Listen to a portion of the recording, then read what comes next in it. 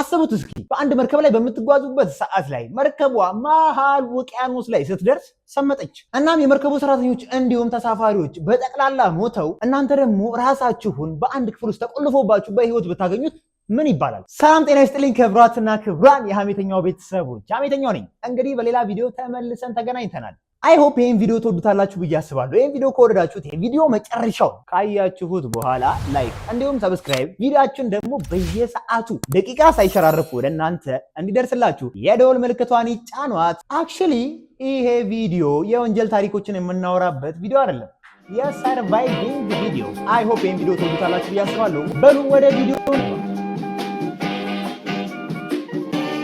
ሁሉ ነገር የሚጀምረው እንግዲህ በዚህ ጀለስ ነው። ስሙ ሄሪሰን ይባላል። ሄሪሰን እንግዲህ የ29 ዓመት ወጣት ነው። የሚኖረው ደግሞ ናይጄሪያ ውስጥ ነው። የሚሰራው ስራ ደግሞ የሆነ ወጣ ያለ ስራ ነው። ምን ልትሉኝ ትችላላችሁ? በብዙ አበሻ ኮሚኒቲ ውስጥ እንግዲህ ያልተለመደ ስራ ነው። አንድ መርከብ ላይ ሼፍ ነው። እዛ መርከብ ላይ ለሚገኙ ተሳፋሪዎች እንዲሁም ደግሞ ሰራተኞች ኩክ ያደርጋል ማለት ነው። ብቻ ከዕለታት በአንዱ ቀን ሄሪሰንና ክሩዎቹ በመርከብ በሚጓዙበት ሰዓት ላይ ያ ማለትም እንግዲህ እንደ አውሮፓውያኖቹ አቆጣጠር በ2013 ዓመተ ምህረት ላይ መርከቢቷ ከመሬት 25 ማይል ርቃ በምትሄድበት ሰዓት ላይ በጠዋት ተነስቶ ምንም አይነት ልብስ አልለበሰም። ቦክሰሩ ብቻ ነበር የለበሰውና ወደ ሽንት ቤት ገብቶ በሚጠቀም ሰዓት ላይ የሆነ ድምጽ ይሰማል። የመንገጫገጭ ድምጽ ይሰማል። እንግዲህ ድምጹን እየሰማ ለማጣራት በሚሞክርበት ሰዓት ላይ መርከቢቷ እንዴት እንደሆነ ባይታወቅም ብቻ ትገለበጣለች። ማለትም እንግዲህ ሽንት ቤቱ ከላይ እሱ ከታች ይሆናል ማለት ነው። አንሰራርቶ ለመነሳት በሚሞክርበት ሰዓት ላይ የሽንት ቤቱ ሴራሚክ ይወርቅና አናቱን ይመታዋል ማለት ነው። ብቻ ጭንቅላቱን ከመታው በኋላ አስከፊ ነገር እኮ እሱ አይደለም፣ ሙሉ መብራቱ ሙሉ የመርከቢቷ መብራትም ይጠፋል። ጨለማው ሽንት ቤት ጭንቅላታችሁ ላይ ተቀምጦባችሁ ራሳችሁ የተጸዳዳችሁት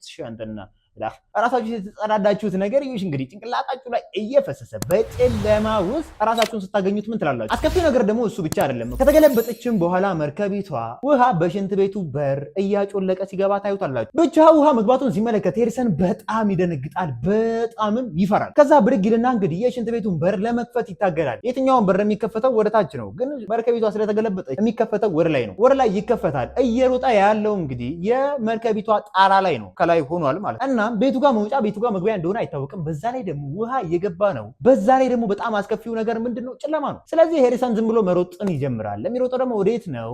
መውጫ ነው ብሎ በሚያስብበት መንገድ ዝም ብሎ ይሮጣል። ብቻ እንግዲህ በሚሮጥበት ሰዓት ላይ የተወሰኑ ክሮች የሆነ በር ኤግዚት መውጫ ነው ብሎ ያሰቡትን በር ሲታገሉ ይመለከታል። እናም ያግዛቸዋል። እነሱም በሚያግዝበት ሰዓት ላይ ውሃ የሆነ በር ጥሶ ይመጣሉ ለነሱ። ከዛ ሄሪሰንም ኧረ ይኸውላ ነገር ገደል መግባት ይችላል ብሎ በራሱ ጨርጨርን ይጀምራል። እናም ወዳገኘበት መንገድ መዋኘት ይቀጥላል ማለት ነው። በሚዋኝበት ሰዓት ላይ ውሃ ግፍትርትር አድርጎት ወደዛ ያሽቀነጥረዋል። ውሃው ማሽቀንጥሮ ወደ አንድ ክፍል ውስጥ ይከተዋል። ያኛውም ክፍል እንግዲህ ተዘግዝቆ ስለነበረ ወደ ያኛው ክፍል ውስጥ ይወረውረዋል። የተወረወረበት ክፍል ምንድነው? ሌላ ሽንት ቤት። ያ ሽንት ቤት በርም ይዘጋበታል ላው ላይ ማለት ነው። ብቻ እዛ ክፍል ውስጥ ተቀርቅሮበት በነበረበት ሰዓት ላይ በሩን ቢታገለውም አይከፈትለትም። እናም ቀስ ብሎ ለማዳመጥ በሚሞክርበት ሰዓት ላይም የተወሰኑ ክሮች ከደጅ ሆነው እርዳታ እየጠሩበት እሱም እነሱን ለመርዳት ሲል ከበሩ ጋር በጣም በሚታገልበት ሰዓት ላይ የበሩን እጀታ ይሰብረዋል። ከዛም ይሰበርበታል። በጣምም ይናደዳል። እነሱንም መርዳት ባለመቻሉ በጣም ያዝናል። ከዛ ከጥቂት ደቂቃዎች በኋላ ሙሉ ክሮቹ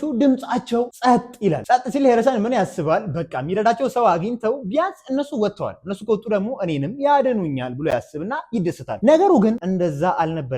ጸጥ ያሉት አምልጠው ሳይሆን ሞተው ነው። ብቻ በስተመጨረሻም እንግዲህ በሩ ይከፈትለታል ማለት ነው። የከፈተው እሱ ሳይሆን የሚገፈትር ውሃ ይመጣና በሩን ሲመታው ይከፍትለታል። ሲከፍትለት እንግዲህ ዋኝቶ ለመውጣት ይሞክራል። ሲወጣም የሚያገኘው ሌላ የሰራተኞች ማደሪያ ክፍል ነው። እዛ ማደሪያ ክፍል ውስጥም እንግዲህ የሞተች ባትሪ ያገኛል። በሷ እንግዲህ ሰርቫይቭ ለማድረግ ይሞክራል ማለት ነው። ብቻ ምን ለማድረግ ይወስናል? መርከቢቷ እንደዚህ ስለሆነች የተዘቀዘቀችው ሙሉ መርከቢቷ ውሃ ሞልቶባት ጫፍ ላይ የነበረችዋ ክፍል ውስጥ ነው ያለው ማለት ነው። እሱ ኤግዚት መውጫዋ እዚህ ጋር ሳትሆን ያለችው እዚህ ጋር ነች። ስለዚህ እንደዚህ ወጥቶ ነው ለማምለጥ የሚሞክረው ማለት ነው። ስለዚህ አንድ ነገር ወደ ጭንቅላቱ ይመጣለታል። የነበሩትን አንሶላዎች ጠቅላላ ይሰበስብና ቀዳዶ ቀጣጥሎ ከአንዱ አልጋ ጋር ያስረውና መዋኘትን ይቀጥላል ማለት ነው። እና መዋኘቶ ትንፋይ ሲያጥረው በዛች ባሰረው ገመድ ላይ እየመራችሁ ይመለስና አየር ምናምን ከወሰደ በኋላ ድጋሚ ደግሞ ሊሞክር ማለት ነው። እሱ ነው ወደ ጭንቅላቱ የመጣለት ሀሳብ ማለት ነው። እናም ይሄ ሁላ ነገር በሚካሄድ ሰዓት ላይ ሄሪሰን ገና በጠዋት ተነስቶ ሽንት ቤት ገብቷል ብያችሁ ነበራ። ስለዚህ የነበረው በዛች ቦክሰር ነው። ምንም ምንም አይነት ልብስ አልለበሰም። ውቅያኖስ እንደምታስቡት ቀዝቃዛ ብቻ ውሃ አይደለም፣ በጣም ጨዋማና በጣም ሲበዛ ቀዝቃዛ እና በጣም ይበርዳል። ስለዚህ ምን ለማድረግ ይሞክራል? የተሰባበሩ በሮችን የተሰባበሩ መስኮቶችን ይሰበስብና አንድ ላይ ካሰራችሁ በኋላ ከውሃው ላይ ያንሳፍፈዋል። ከዛ ወደ ላይ ወጥቶ ቁጭ ይላል። ለተወሰነች ያክል ሰዓትም ቢሆን ከዛ ከሚቀዘቀዝ ውሃ ራሱን ማዳን ይችላል ማለት ነው። ከሚቀዘቀዘ ውሃ ራሱን ካዳነ ቀጣይ ምን አለ? ለረጅም ሰዓታት ስለሆነ ውስጥ የቆየው ይርበዋል። በጠዋት ነው የተነሳው፣ ሌሊቱ ሙሉ አልበላም፣ ቀኑ ሙሉ አልበላም። ስለዚህ ወደ ውሃ ውስጥ ይገባና የሚበላ ምግቦችን መፈለግን ይጀምራል። ብቻ ምግብ በሚፈልግበት ሰዓት ላይ የተወሰነች ምግብ በአንድ ቦርሳ ውስጥ ያገኛል። ሲከፍታት ምን ያገኛል? የሆነች ቱና፣ ሰርዲን እና ኮካኮላ ያገኛል ማለት ነው። ያው ከዛ የተሻለ ምግብ አይፈልግም፣ ምክንያቱም ተርቧል። ያለው አንደር ዘወተር ውስጥ ነው፣ ማማረር አይችልም። የተገኘውን ቀመስመስ አርጌቶ ወደሚያስጥልበት ነገር ላይ ትኩረት ማድረግ አለበትና ሰብስቧት ወደ ላይ ይወጣና ምግቡን መመገብ ይጀምራል ማለት ነው። ምግቡን በልቶ ከጨረሰም በኋላ አላዋ ላይ ቁጭ ብሎ ለማሰብ በሚሞክርበት ሰዓት ላይ በጣም ትልቅ የሆነ ዲፕሬሽን ውስጥም ይገባል። ይህ ሙሉ የመርከቢቷ መብራት ጠፍቷል፣ ጨለማ ነው፣ ውሃ ውስጥ ነው ያለው። ምንም አይነት ኮኔክሽን ከውጭ ዓለም ጋር የለውም። ስንት ሰዓት እዛ እንደተቀረቀረበት ምንም ነገር አያውቅም። የትኛውንም የሰው ድምፅ አይሰማም። ሊሰማ የሚችለው ድምፅ ይህንን ብቻ ነው። ምንም አይነት ድምፅ አይሰማም። ብቻ እደጅ ምን እንደተፈጠረ አሁን ገና ልብ ሲለው የቀደሞቹ ሰዎች ለካ ጸጥ ያሉት አምልጠው ተርፈው ሳይሆን እንደሞቱ ይገነዘባል። ያ ማለት እንግዲህ የመርከቢቷ ሰራተኞችም እንዲሁም ተሳፋሪዎች ሁሉም ሞተዋል ብለው ስላሰቡ ኦር ከውጭ ዓለም ጋር ምንም አይነት ኮኔክሽን ስለሌላቸው የትኛውም ሰው አያድነንም ብሎ ያስብና ራሱን አያጠፋም። ብቻ እንደዚህ አይነት ነገሮችን ቁጭ ብሎ በሚያስብበት ሰዓት ላይ መርከቢቷ ትንገጫገጫለች። ትልቅ የሆነ ድምፅም ይሰማል። መርከቢቷ 100 ጫማ ያክል ወርዳ ከመሬት ጋር ስትጋጭ ነው ማለት ነው። ይሄ ሁላ ነገር የተፈጠረው ገና መርከቢቷ እየሰመጠች ነው። በጣም ሩቅ ነው። ብቻ እንደምንም ብሎ ገመድ ፈልጎ እንኳን ጎትቶ በሩን ሰብሮት ቢወጣ እንኳን 100 ጫማ ወደ ላይ መዋኘት አይችልም። ዞሮ ዞሮ ተሸናፊ ነው። ቁጭ ብሎ ቢጠብቅም አየር አጥሮት በስተመጨረሻ ውሃው ሞልቶ ይሞታል። በሩን ሰብሮት ቢወጣ ደግሞ ሞቱን ያፋጥናል ማለት ነው። ብቻ ከጊዜያት በኋላ ያ ማለትም እንግዲህ ከ3 ቀን በኋላ እስካሁን ሄሪሰን በህይወት አለ። እሱ ብቻ ደግሞ እኮ አይደለም አስከፊው ባር፣ ያቺ ያገኛት ቱናና ኮካኮላ እያለቀች ነው። በዛ ላይ ደግሞ ውስጥ በሚቆይበት ሰዓት ላይ ጊንጦች፣ የባህር አሳዎች ሰውነቱን ከነቁሙ ይበሉታል። እነሱን ያባራል፣ ከነሱ ጋር ይታከላል። በዛ ላይ ደግሞ ውሃውም እየሞላ ነው። ውስጥ የነበረው ኦክሲጅንም እያለቀ ነው። ስንት ስትራግል እንዳለው ማለት ከትንሽ ጊዜያት በኋላ ያ ማለትም እንግዲህ ከ5 ቀናት በኋላ አንድ የባህር ውስጥ ተመራማሪ ዳይቨር ጠልቆ በሚገባበት ሰዓት ላይ የሆነች ቦታ ገልብጦ ያያታል። ከዛ ምን ያደርጋል? ምልክት የምትሰጠዋን ፊኛ ከመርከቡ ጋር ያስራትና ይለቃታል። እሷ ከላይ ሆና ትንሳፈፋለች። ሌሎች መርከቦች ሳይዋት የሆነ ነገር አለ ብለው ገብተው ቼክ እንዲያደርጓቸው ማለት ነው። ያ ዳይቨር ግን ያን ነገር በሚያደርግበት ሰዓት ላይ ሄሪሰን ይሰማዋል ማለት ነው። ከዛ ነገር ሲሰማ ሽት ሊረዳኝ የሆነ ሰው መጥቷል ምናምን ብሎ ይጮሃል፣ ያብዳል፣ ይቀጠቅጣል። እንዳለመታደል ሆኖ ግን ያ ዳይቨር ምንም አይነት ነገር አልሰማም እና ወደ መጣበት ይመለሳል። ከዛ ሄሪሰን ከጥቂት ደቂቃዎች በኋላ የዳይቨሩን ደም ሲያጣው ተስፋ ቆርጦ ይቀመጣል። እንግዲህ ደቂቃ እየወለዱ ሰዓታትን እየወለዱ ቀናቶች ይቆጠራሉ። ሄሪሰንም ተስፋ ይቆርጣል፣ ቁጭ ብሎም ይቆዝማል። ከብዙ ነገሮች ጋር ስትራግል እያለቀ ነው። በዚህ ሰዓት ላይ የቀረው አንድ ብቸኛ ተስፋ ምንድን ነው?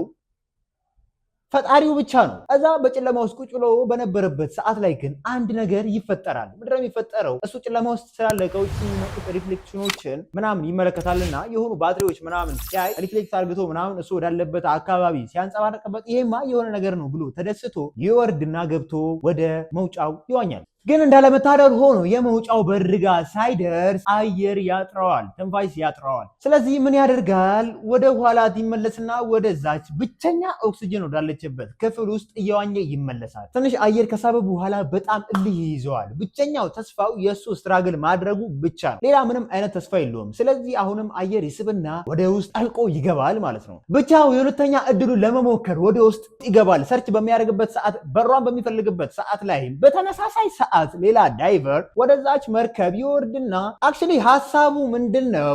እሱ ወደታች የሚገባበት ሐሳብ ምንድነው? የሞቱ ሬሳዎችን ፈልጎ ማንነታቸውን ካረጋገጠ በኋላ ለቤተሰቦቻቸው፣ ለወዳጅ ዘመዶቻቸው ሊያረዳቸው ማለት ነው። ብቻ ሐሳቡ እንደዛ የተላከበት ዋና ሚሽን ሐሳብ እንደዛ ነው። እሱም በሚዋኝበት ሰዓት ላይ ሄሪሰንን በተቃራኒ ሰዓት በሚዋኝበት ሰዓት ላይ ወደ ሄሪሰን እንደዚህ ይገጣጠማሉ ማለት ነው። እናም ዳይቨሩ ምን ብሎ ነው የሚያስበው? መቼስ ይሄ 100 ጫማ ወደታች ጥልቅ በሆነበት ባህር ውስጥ ሰው ይኖራል ብሎ አያስብም። ስለዚህ ሄርሰን የሞተ ሬሳ ነው ብሎ ነው የሚያስበውና ወደሱ ይጠጋዋል። ግን እንዳለመታደል ሆኖ ሄርሰን እጁን ይዘዋል። ማለት የዳይቨሩን እጅ ይዘዋል። ዳይቨሩን በጣም ይደነግጣል፣ ፍሪካውት ያደርጋል። 100 ጫማ ወደ ታች ጠልቆ ወርዶ ብዙ ሬሳዎችን አልፎ ተራምዶ እኮ ነው የመጣው።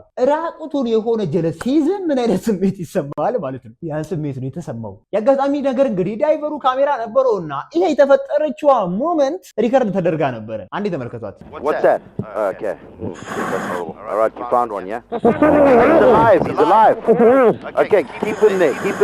ዳይቨሩ ደረት ላይ በነበረችው ካሜራ የተወሰደው ሪከርድ ይሄንን ይመስላል። ያው እቺ ነች ትንሽ አጠባባው ክፍል የሚበላት ይሄ ከላይ የሚንሳፈፈው ደግሞ የሚጠጣቸው ኮካኮላዎች ምናምን ነገር ትክክለኛ የሱ ፊትም ይሄን ይመስላል አክቹሊ። ከዚህ በኋላ እንግዲህ የሚቀራቸው አንድ ብቸኛ ነገር ሄርሰን ከዚህ ውስጥ ማውጣት ነው። እናም ዳይቨሩ እየመራው ወደ ዳይቭ ወደ ማደርጊያ ቦት ወደዛ ያስገባዋል። እናም ካስገባው በኋላ በፍጥነት ወደ መሬት አይወስደውም። ምክንያቱም ሄርሰን ከውጪው ዓለም ጋር ትንሽ ተለያይቶ ነበርና ጤናው ላይ በጣም ትልቅ የሆነ ችግር ሊፈጠርበት ስለሚችል እዛች ቦት ውስጥ ቢያንስ ለ3 ቀን ኦር ከዛ በላይ መቆየት ነበረባቸውና ሄርሰንም ወደ ኖርማል ማንነቱ ተመለሰ። ከዛም ወደ መሬት ይዞት ወጣ። ከዛ ሄርሰንንም የተመለከቱ ወዳጅ ዘመዶቹ ምናምን ይገረማሉ። ይሄ ነገር ዜና ሁላ ሆኖ ከሰሙ በኋላ ብዙዎች ይደነቃሉ፣ ብዙዎችም ይገረማሉ።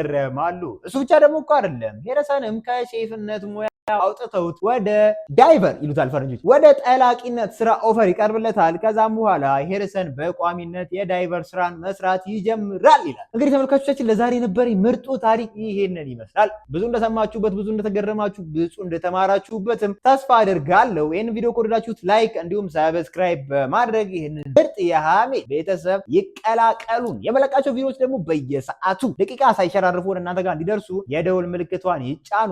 ሰላም ለእናንተ ይሁን እያልኩኝ እንግዲህ ሀሜተኛው ባላለው ቻው፣ እወዳችኋለሁ።